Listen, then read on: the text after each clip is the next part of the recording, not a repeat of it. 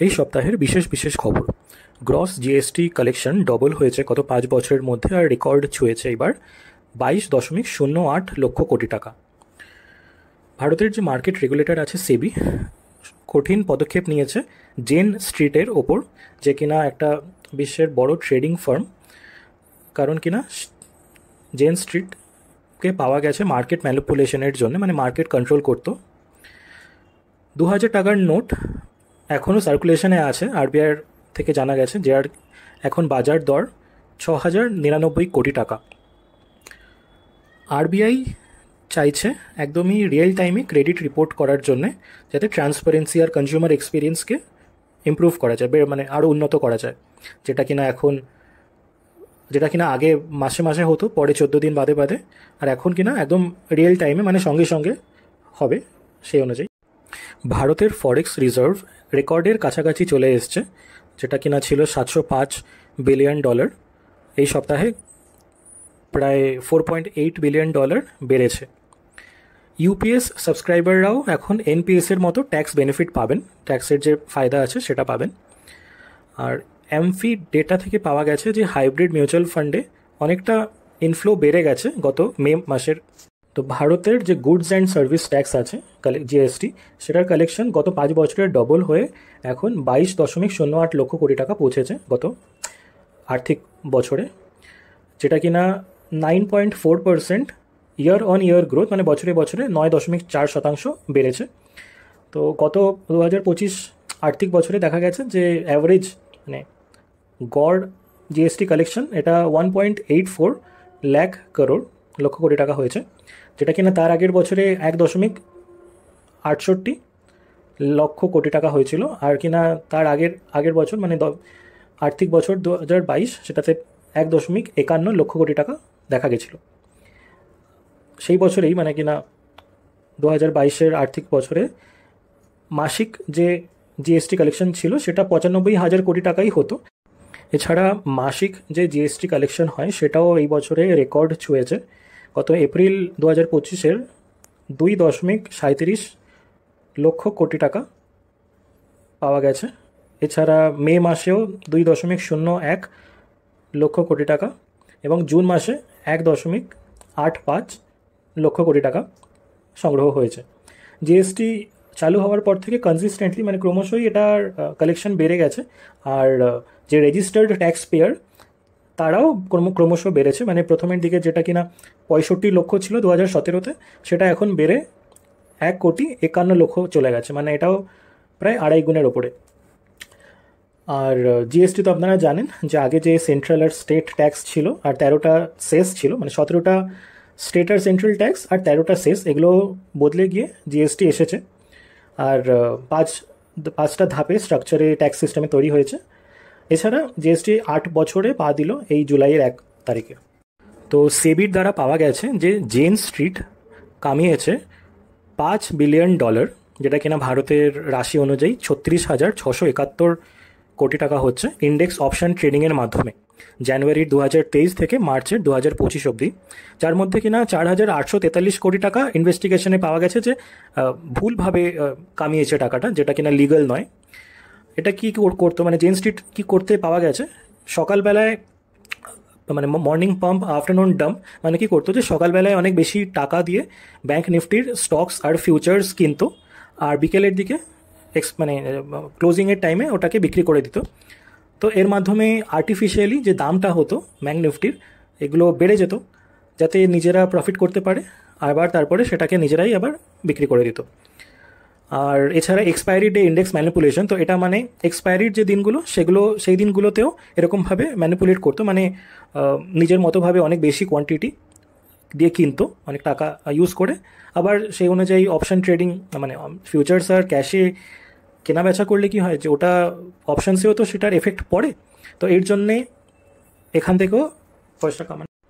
এছাড়া expiry day index manipulation, মানে ইনভেস্টিগেশনে এটা পাওয়া গেছে যে এক্সপায়ারির যে দিনগুলো, মানে ফিউচার্স অ্যান্ড অপশানসে ট্রেডিং যারা করেন তারা তো জানবেন যে একটা এক্সপায়ারি ডেট হয় প্রত্যেক কন্ট্রাক্টের, মানে মাসের লাস্ট থার্সডে হতে পারে বা লাস্ট টিউসডে, বা এক এক কন্ট্রাক্টের এক এক রকম হয়ে থাকে। তো সেই অনুযায়ী যে এক্সপায়ারির দিনগুলোতে অনেক একদম লাস্টের দিকে, মানে একদম যখন টাইম শেষের দিকে, মানে 3:30-র সময় মার্কেট ক্লোজ হয়, তো তার একদমই আগে আগে যত লাস্টের দিকে হয়, একদম বড় ট্রেডস নিত এই জেন স্ট্রিট, যাতে কিনা কন্ট্রোল করতে পারে যে কোথায় এক্সপায়ারিটা হবে ব্যাংক নিফটি। তো এইভাবে কিনা এক্সপায়ারির দামটা কন্ট্রোল করে নিতে পারলেই প্রফিট লসটা অনেক কিছু ম্যাটার করছে। তো সেইভাবেও প্রফিট জেনারেট করতো, মানে এইভাবে জানা গেছে যে টোটাল মানে নেট প্রফিট, যে সব কিছু লস, প্রফিট থেকে লস মাইনাস করার পর যে নেট প্রফিট হচ্ছে, সেটা 36,671 কোটি টাকা, যার মধ্যে এই 4,848 কোটি টাকা ইললিগালভাবে কামিয়েছে জেন স্ট্রিট। আর তাই জন্যই জেন স্ট্রিটের 4টে বিজনেসকে সেবি এখন বন্ধ করে দিয়েছে ট্রেডিং করার জন্য। এগুলো হচ্ছে JSI investment, JSI two investment private limited, Jane Street Singapore PTE limited, আর জেন স্ট্রিট এশিয়া ট্রেডিং।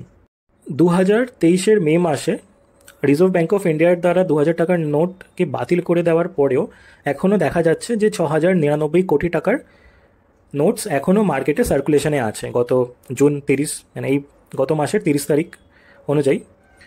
মানে যখন এটাকে বাতিল করা হয়েছিল তখন এটার ভ্যালু ছিল 3.56 লক্ষ কোটি টাকা, যার মধ্যে 98.29% নোটস রিটার্ন করা হয়ে গেছে। বাকি যেটা এখন আছে মার্কেটে সেটা মূল্য 6,099 কোটি টাকা। এই যে ফেসিলিটিটা আছে ব্যাংকের এক্সচেঞ্জ করার, এটা সব ব্যাংক ব্রাঞ্চেই হয়েছিল মানে 2023-এর অক্টোবর 7 তারিখ অবধি।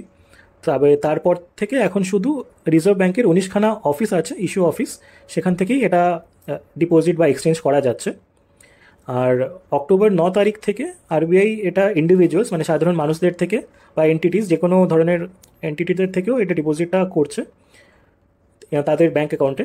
আর মানুষেরা মানে কুরিয়ারের মাধ্যমে, মানে ইন্ডিয়া পোস্ট এর মাধ্যমেও 2,000 টাকার এই নোটগুলোকে পাঠিয়ে দিতে পারে যে কোনো পোস্ট অফিস, ভারতের যে কোনো পোস্ট অফিস থেকে আরবিআই ইস্যু অফিসে, তাহলে তাদের যে ব্যাঙ্ক অ্যাকাউন্ট আছে সেখানে টাকাটা ঢুকে যাবে।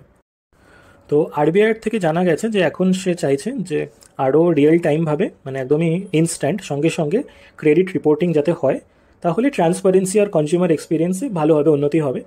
কি বলেছে RBI deputy governor M Rajeshwar Rao, ইনি যে সিভিলস কোম্পানি আছে ট্রান্স ইউনিয়ন সিভিল, এনাকে বলেছে যে রিয়েল টাইমে ডেটা রিপোর্ট করতে, যেটা কিনা এখন 14 দিন বাদে হচ্ছে। আর এটাও জানিয়ে রাখি যে জানুয়ারির 1 তারিখ থেকেই এই বছর এই 14 দিনের নিয়মটা এসেছে, তার আগে এটা মাসে একবার করে হতো। তো মাসে একবার থেকে 14 দিনে একবার, আর এখন সেটা প্রত্যেক দিন অনুযায়ী এটা হতে চলেছে। তো এটার জন্য কি বদলাবে, যে সিবিল স্কোর হয় আমাদের, সেটা আগে যেটা মাসে একবার বদলাতো, এখন সেটাও 14 দিনে একবার বদলাচ্ছে। আর আগামী সময় এটা প্রত্যেক দিনই এটা বদলাতে পারে, ডিপেন্ড করছে আপনার ক্রেডিট যেরকমভাবে আপনি ইউজ করছেন, লোন কীরকমভাবে ইউজ করছেন, রিপে যে ফেরত দেওয়া যে টাইমটা সেটা কীরকমভাবে ইউজ করছেন, সেই অনুযায়ী এটা প্রত্যেক দিন এটা বদলাবে। তো আমাদের ভারতের যে ফরেক্স এক্সচেঞ্জ রিজার্ভ আছে, এটা আবার রেকর্ডের কাছে চলে এসছে, $700 বিলিয়ন ওপরে চলে গেছে। গত সেপ্টেম্বর মাসে এটা $705 বিলিয়ন রেকর্ড ছুঁয়েছিল, এখনই আবার সেটা ছুঁতে চলেছে। গত সপ্তাহেই এটা $4.8 বিলিয়ন বেড়ে এখন $702.78 বিলিয়ন হয়েছে। সেন্ট্রাল ব্যাংক থেকে জানা গেছে যে ফরেন কারেন্সি অ্যাসেট বাড়ার জন্য আর রুপি, আমাদের যে টাকা, ভারতের টাকা স্টেবল থাকার জন্যে। আর এটা থেকে এটাও বোঝা যাচ্ছে যে সেন্ট্রাল ব্যাংক এই গত সপ্তাহে মার্কেটে খুব একটা কেনা বেচা করেনি। তো সেন্ট্রাল গভর্নমেন্টের দ্বারা জানানো হয়েছে যে আয়করের যে সুবিধাগুলো আছে এখন মার্কেট লিঙ্কড যে এনপিএস, ন্যাশনাল পেনশন সিস্টেমের মধ্যে, তো সেই সুবিধাগুলো ইউনিফাইড পেনশন স্কিম যেটা ইউপিএস, সেইখানেও সুবিধাগুলো পাওয়া যাবে। তো এর মাধ্যমে যে ইউপিএস আছে এটা এখন অতটা চলছে না, তো সেটারও একটা বুস্ট পাবে সরকারি কর্মচারীদের মাধ্যমে।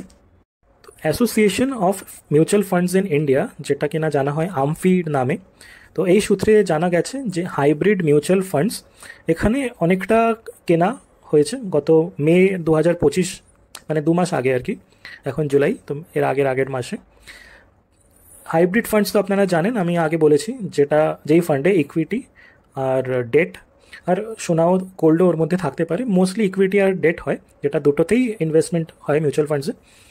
তো এই হাইব্রিড ধরনের মিউচুয়াল ফান্ডে অনেকটাই কেনা বেড়েছে, যেটা কিনা 20,765 কোটি টাকা হয়েছে, যেটা কিনা এপ্রিল মাসের তুলনায় 46% বেশি। এপ্রিল মাসে 14,247 কোটি টাকা ছিল। তো এর মাধ্যমে বোঝা যাচ্ছে যে মানুষেরা এখন অনেকটাই ব্যালেন্সড ফান্ডের দিকে যাচ্ছে, যেখানে গ্রোথ ইকুইটির যে গ্রোথ হয় আর ডেটের যে স্টেবিলিটি হয়, দুটোই একসাথে চাইছে। মানে শেয়ার মার্কেট বাড়লে সেই বাড়ার ফায়দাটাও যেন হয়, আর ডেট মার্কেটের যে স্টেবিলিটি, মানে কম রিটার্ন আসলেও ঠিক আছে একটা স্টেবিলিটি, তো এই দুটোরই বেনিফিট যাতে মানুষেরা পায়, তার জন্য এই ফান্ডগুলো খুব বেশি মানুষেরা পছন্দ করছে।